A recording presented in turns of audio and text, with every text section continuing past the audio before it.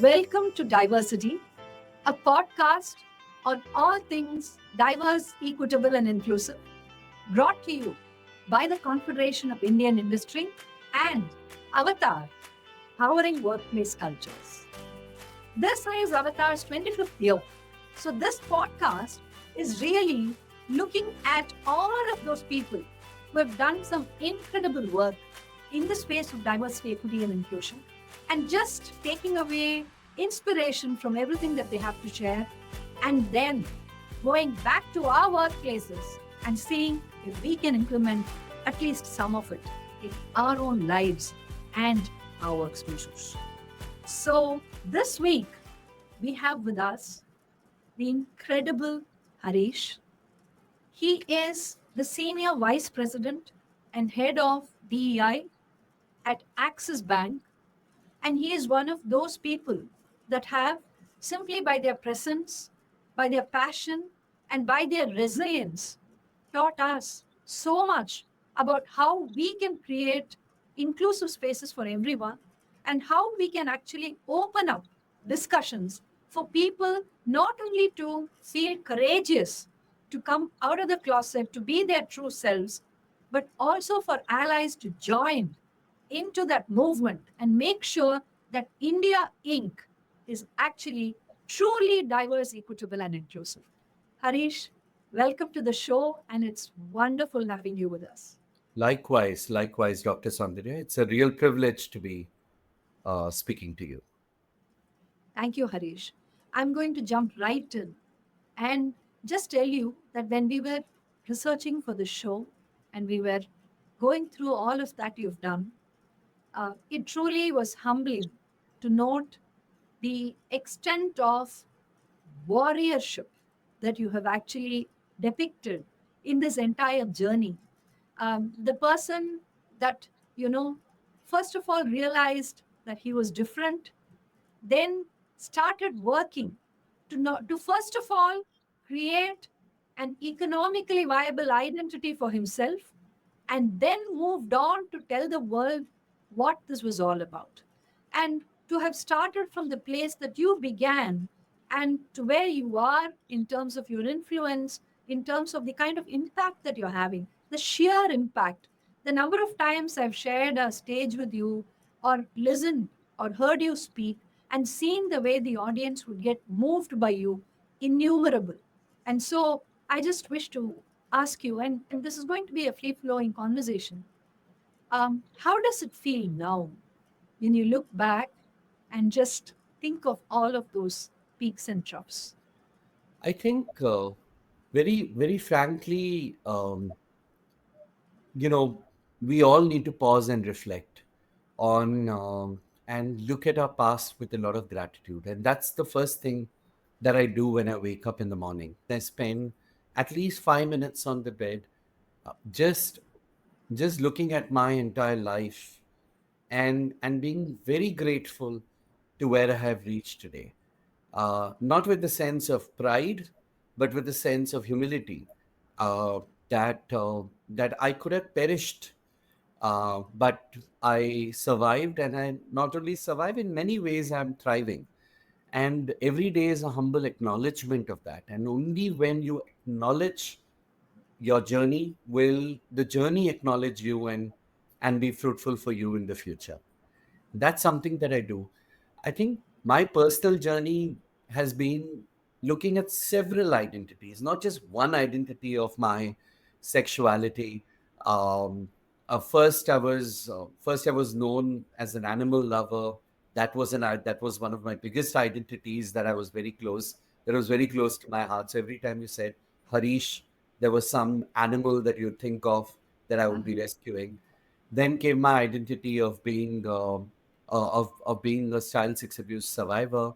I happened to be, I didn't have any reference that time of any other male survivors of child sexual abuse.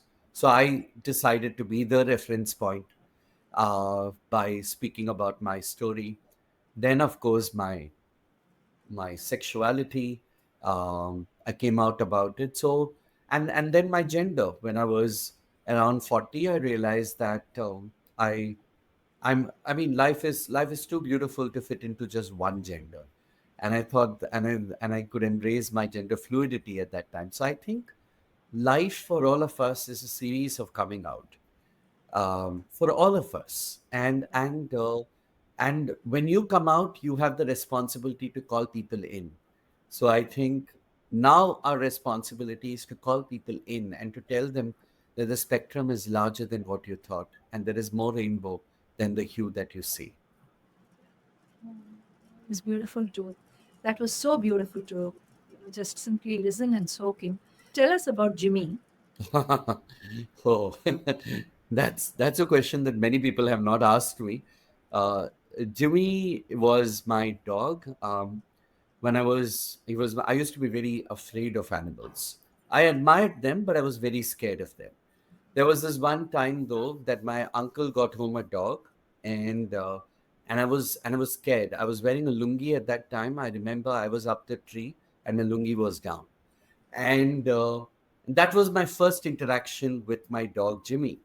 But once I got down and once I saw that he was being my friend, I I he became my confidant, and that's what my mission in life has been, to be a dog to somebody. Don't be a human, because dog is the inverse of God, right? So just be dogs. I mean, so when someone calls someone the B word, I don't think it's a bad thing, because it really means that you're speaking about someone really compassionate.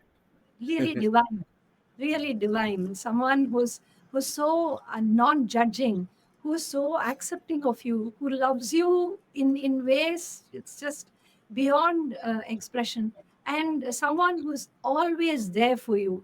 And Harish, I want to ask you, your ability to articulate, your ability to communicate. And while, yes, that has also been a part of your work identity in some of the jobs that you've held, in some of the work that you've done, when did you discover this felicity of expression? I think I think there is this stereotype, right, that queer people are very creative. Okay. It is Okay. not just queer people. Anyone who faces subjugation will find creative ways of expressing themselves. So some people, I mean, I say it very famously and shamelessly that I can't even draw a straight line. I'm that gay. Okay. But my art was not my calling. Like fine art was not my calling.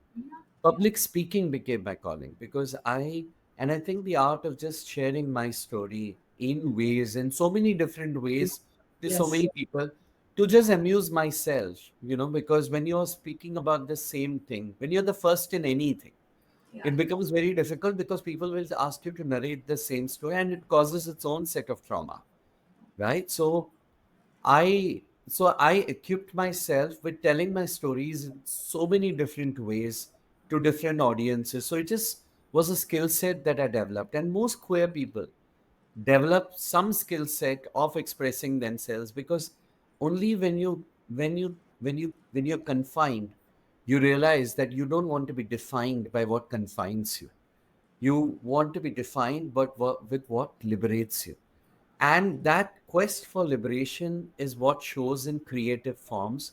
And speaking or writing only happens to be one other creative form than artistry, or any carpentry or any kind of those things. So I think my sexuality and the oppression helped me a lot. I want to ask a slightly, controversial or a touchy question here. I once had, another member of the queer community on a show, and one of the things he said was that for people of the queer community to gain acceptance, to do anything at all, they first have to bring fungible talent to the table. So nobody is going to give you work because of a particular identity. They're going to give you work if you bring fitness to purpose. So if there is a job in for which you are eminently qualified, then people keep your sexuality or your queerness or the fact that you're a second career woman who's taken a huge break or that you're a person with a disability to the, slightly to the back. And Focus on your talent. Now, one of the things I worry about, and I worry about this a lot, is that today, with the rise of DEI as a subject, and all of us in this space, we have done so much to make sure that people whose voices haven't been heard are now heard. But I don't want that to be something which replaces talent. So how do we manage this conundrum, and how do you do that in a place like Axis Bank where you're leading the DEI efforts? How do you make sure that this exact stereotype that you spoke about, where people believe that if you are if they say this, if God has not given you, has closed a door, then he opens another door somewhere else or something like that. So how do you kind of remove that stereotype, and how do you encourage people to actually build their talent even before they come forth with their identity? What is the right way to do this? I mean, I I just want to think, understand this. I think your talent and your identity are not divorced from each other. They are not divorced. I mean, when we say bringing your authentic self to work, Mm, mm, it also means your personal self to work. I don't drop my queer identity when I go to work. yeah. I go to work with my queer identity, just as every heterosexual person does. Like every time there is a dinner table, there is a discussion during lunchtime about women or men and their children. Mm, That is heterosexual identity at work, yes. right? Yes. Uh, just that when there is an identity which is fewer in number, which could be your disability identity, or it could be your sexuality, or it could be your religion. Mm, When it comes to these identities, it becomes, because it's smaller in number, the onus doesn't lie on that group to prove itself. The onus lies on the other group, which is in majority, to okay. make space for people who are in this thing. And because these identities, these different identities, which are variables, are not divorced from each other. So my talent comes in because I am an LGBTQI plus person. If you remove my LGBTQI plus identity, or the fact that I'm a survivor, or if I was a woman and if I was divorced, or if I was second career woman, uh, any of these, my experience is my identity. So if you disown that experience, you are disowning me. And if you say something like, for instance, in Access we started something called housework is work. Mm, Okay, in identifying that women and men, we never said that this was a gender. People assumed that women are the ones who do housework. Okay, I think that it was also open to men and transgender people who are who are doing work. Her entire thing was because I've grown up looking, my experience of growing up and looking at my mother staying at home cooking food for everybody. Okay, but I've seen my aunts who actually work. We lived in a joint family who worked mm, in an office, who came home and they said that, oh, Padma can do everything. Padma is staying at home. I'm going out and doing this. But no, there was that's a skill set that she was putting in place. And she used to read all the newspapers and everything, and she could accept me uh, despite the fact that she's 11th. She is SSLC pass, right? So uh, whereas people who have done their MSc and PhD and MBAs in my family didn't find the acceptance for me, right? But for her, because she didn't just stay at home, she also upskilled herself by reading and understanding. She was the one who did banking all the time. I know every little thing about banking only from her. So, so the thing is, the belittling of people who come from niches is something that we need to stop. And also understanding that no, your identity is an integral part of you. I will not, if tomorrow someone tells me to remove my identity and go to work, I will not choose, reject that organization that tells you to do that. In fact, I know we don't have that privilege many a times, but if you have the privilege, reject an organization which ask you to drop your identity and to join the workplace. No, you're a mother, you are a queer person, You're everything when you come to the workplace. You're not one. You're everyone when you come to the workplace. Every identity is you. Just on that point, um, many a time, what typically ends up happening is that there is a case for representation. There is a case for diversity, and this entire thing about there being a business case in the case of organizations, and we're talking about the workplace. Now, there seems to warrant a need for very heavy data backed reasons for why this should happen.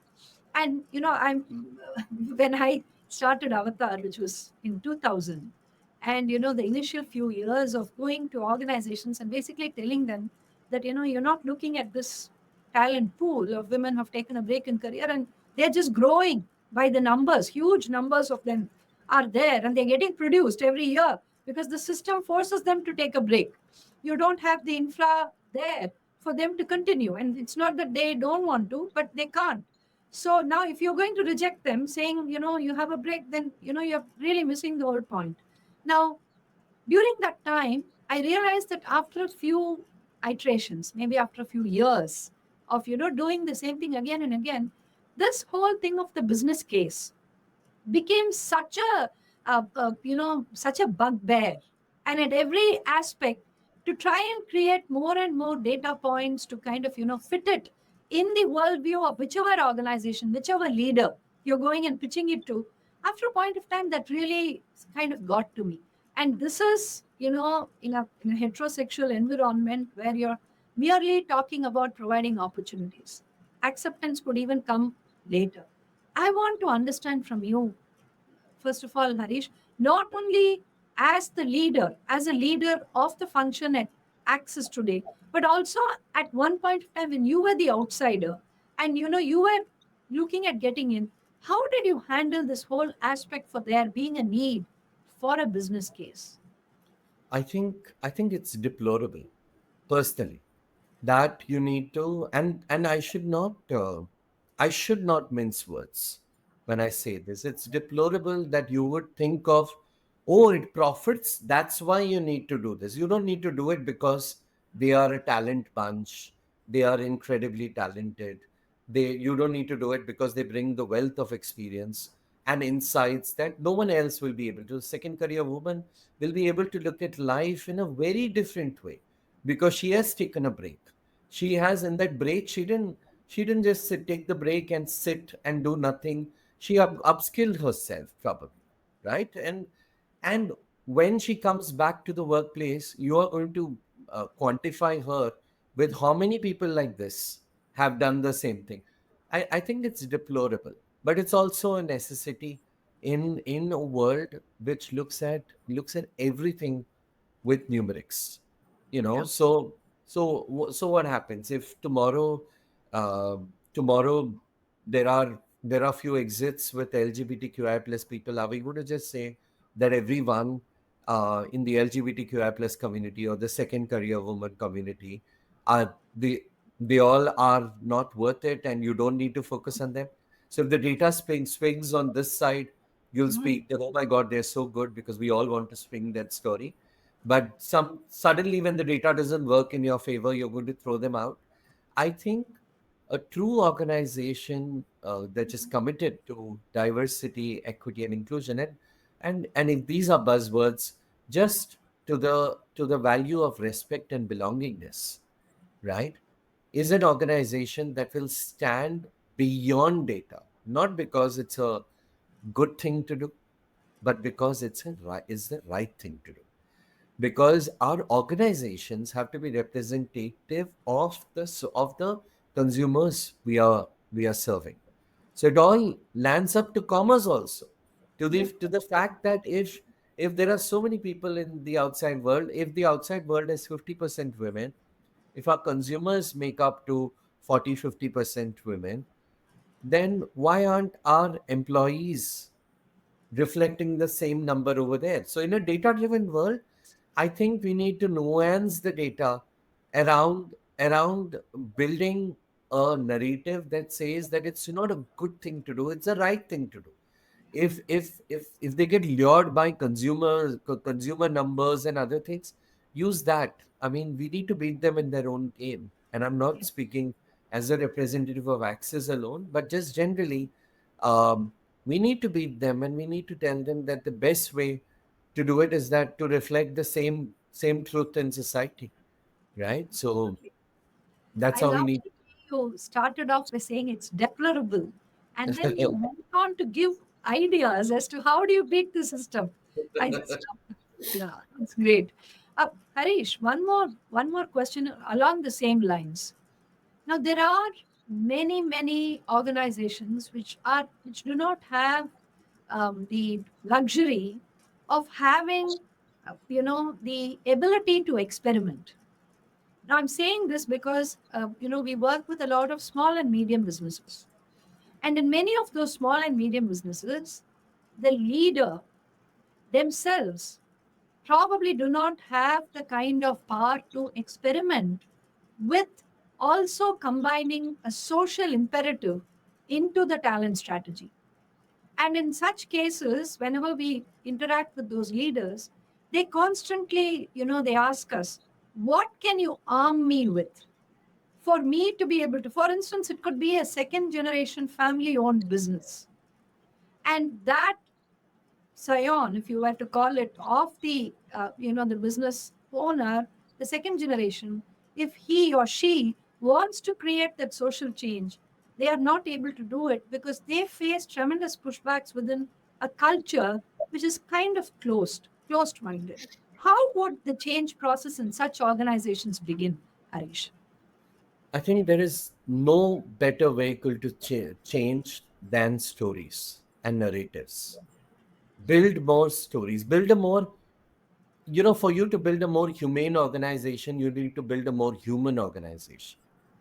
And to build a more human organizations are built only with stories, empowering stories, and stories not just of triumphs, but also stories of defeats. Yes. Okay, stories of how the human spirit has been defeated, and how people conquered and achieved where they wanted to reach. I think I think change is possible. I mean, when we speak of culture, culture is not a monolith, and Mhm. culture is not etched in stone. What was culture yesterday is not culture today, and what is culture today will not be culture tomorrow.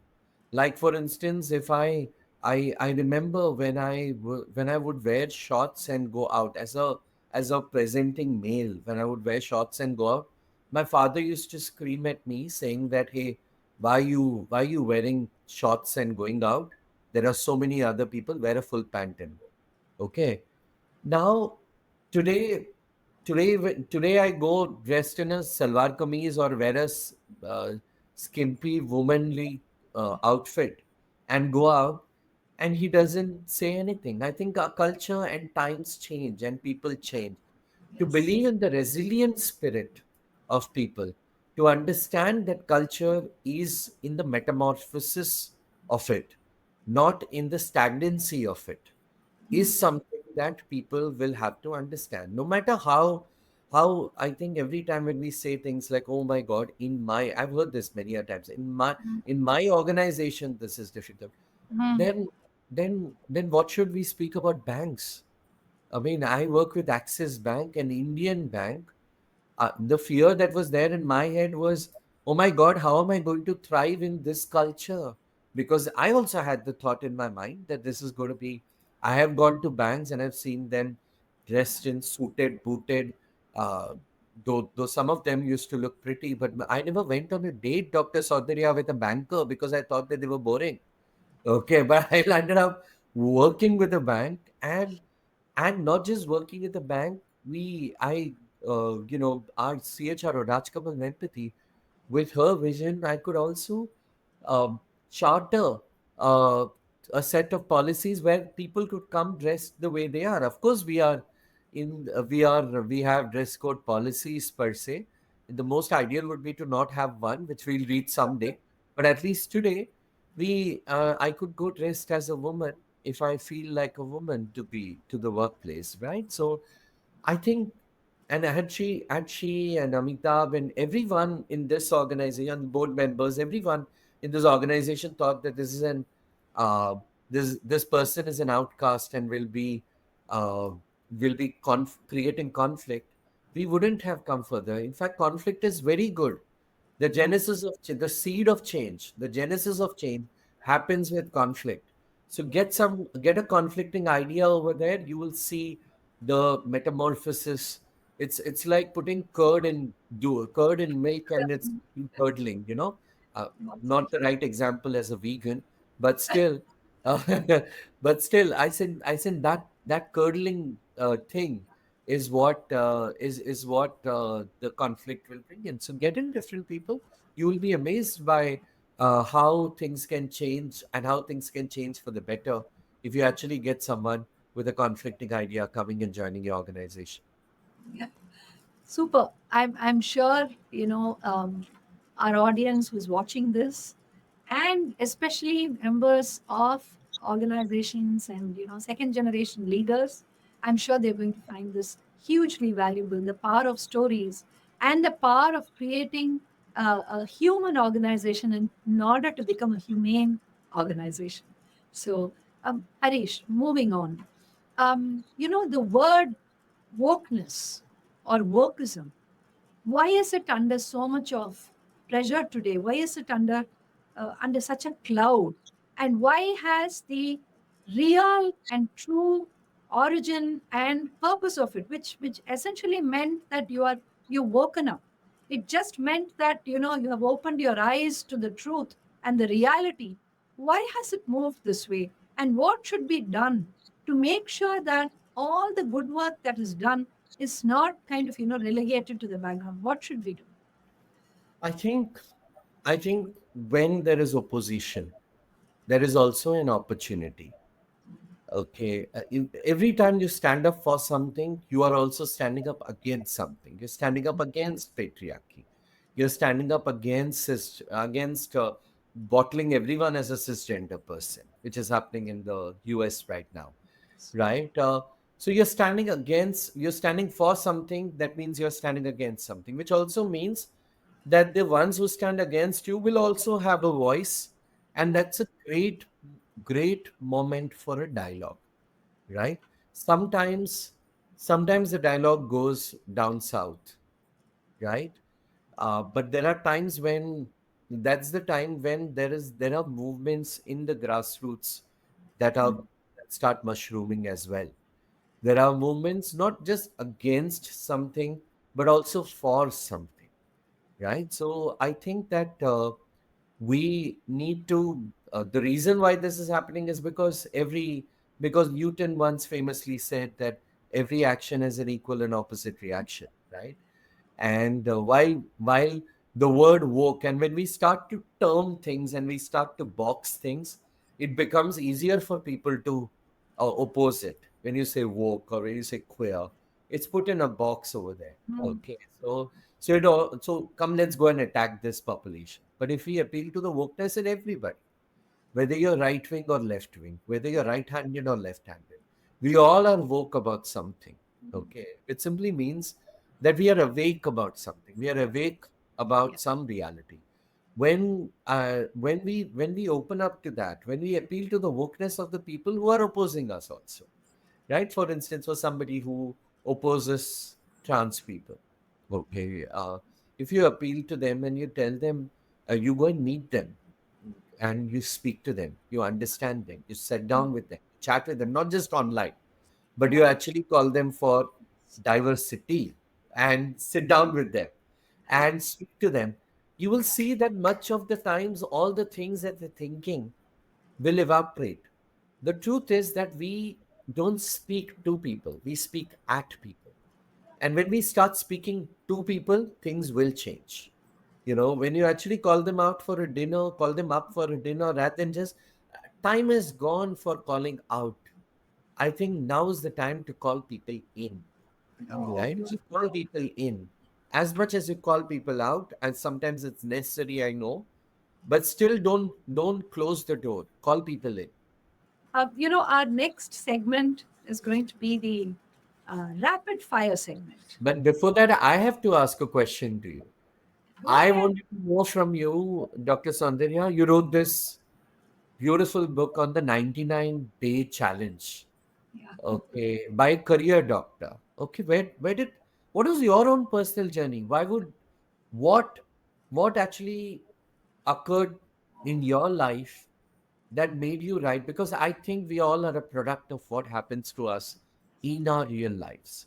So what happened to you in your life that actually provoked the reaction which was in the form of this beautiful book? Harish, first of all, thank you so much for asking that question. And it's just you just spoke about, calling in. And I think you just did that. You just kind of, gave me the space to tell my story in this podcast. So, there are two books. Conversations with the Career Doctor is the latest one. And the 99-day diversity challenge is the one prior to that. Well, my story goes back to 1990 when I got a fantastic job at Citibank. I was also a banker like you in the initial years of my life. And, after 3 years or so, the three M's for me happened: marriage, maternity, and lack of mobility. And then I decided to quit. I quit, and then, within very few months, I realized that, I could sort things out at the home front. I could, make sure that I was able to handle everything together. And, people were understanding and accepting of the fact that I wanted a place of self expression. And the corporate world was where I felt most comfortable. So I decided I would kind of, go back to talk to people, saying that, yeah, I've taken this whatever number of months of break, and then, I want to come back. The first couple of meetings, I realized that, they were looking at me almost like a fresher, not counting the 3 years of excellent experience, which was actually a fast track career back in the day, that I had, and a multifunctional career in sales, ops, in merchant services and all of that. So then I said, okay, maybe, maybe I need to do something more upskilling, what you said. Except that I decided that my upskilling would be, in the space of English literature. So I was a BA English literature gold medalist. And then I said, okay, let me do my MA. So I did my MA. I, got certified in the national eligibility test for lectureship. And then, but somehow that whole thing of teaching English didn't really appeal to me. So I went back to, to the corporate world. By then, my break had almost become 3.5 years, almost 4 years. And by then I had my second kid too. So when I went back, they were quite brutal in their, dismissal of me, saying that, the break was too big for them to actually even look at me seriously. And the unkindest cut of all came when I went for an interview with the SkyCell. There used to be that telecom cellular company called SkyCell. And, he found me suitable, was about to give me the job, looked at the break, then called the recruiter who had sent me and just blasted her, saying he felt cheated that there was this candidate with a 4 year yawning break that had somehow slipped through the system and landed in front of him. So I think, that was really the moment when I said, Avatar has to kind of come into existence, because it means that you're providing avatars to people, a second avatar. The fact that you were somebody else who took a break for whatever reason. See, today we have the My Avatar portal, in which we have women of every identity there. We have second career women, we have women from the queer community, we have women who are persons with disabilities. We have women who are senior citizens. We have women who are from the defense. And they all are, there because they all seek second careers. They all seek the other avatar. So I think all of that kind of went into these two books. And yeah, it's been fun. And more than anything else, I think it's the satisfaction of being in this space, meeting people like you, Harish, which is such an inspiration for all of us. So thank you for asking You me that question. Your three rapid fire questions are coming up right now. And the first question is this: post Jimmy, who has been, your pet kid that has taken up that space? No one. I don't think people can replace or animals can replace each other. But I have a cat. My grandmother doesn't like cats, so I named him Krishna. And now she can't get away with Krishna.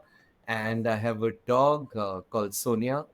Um, and so I'm a pet parent with two lovely children. Oh, lovely, lovely. Krishna and Sonia. Okay. Um, my second question, second rapid fire question is: you spoke about being the first person, yeah? The first one to tell that story, the first one who had to come out and speak about CSA. My question is this: have you had a mentor who's helped you in this process? Um, and if so, who is that? I think there have been several mentors per se. One of them, not every mentor mentors the way in the traditional way. I think Sridevi has been a mentor. I just met her once on the sets of Satyamev Jayate. But Sridevi has been a mentor. Her film and her body. Your mentoring doesn't need to be a person, it could be a body of work that could mentor as well. Wow. So I think her body of work had mentored me. But the biggest mentor that you can have is the 5 minutes that you spend in the bed thinking about where you were and where you are now, not with a sense of pride, but with a sense of humility and gratitude. I think your own life is your mentor. Fabulous, fabulous. Thank you. Um, Final rapid fire question. And I have to ask you this: the enormous amount of positive energy, that vibrancy, that sense of being very, very grounded, there is some kind of a, effusive sort of a joy that comes out of you. Um, what are your practices for this kind of a positive bearing? Of course, gratitude you spoke about. Anything else? What else do you do?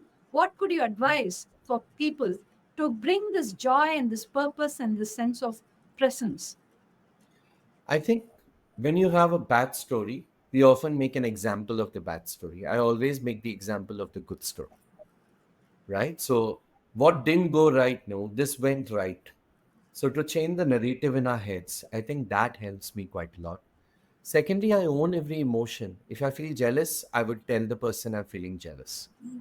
If I'm upset, I would say that I'm upset, and I appeal to the goodness in people. Though many people, uh, I have I have faced failures also for that, where people would tell me that, oh, why do you have to go and speak about this to this person? I said I thought that I could trust the person. I have gone and trust. If they have betrayed my trust, it's on them. It's not on me. How awesome was this? Thank you, Harish. Thank you so much. Big virtual hug to you. I And love you, Saundarya.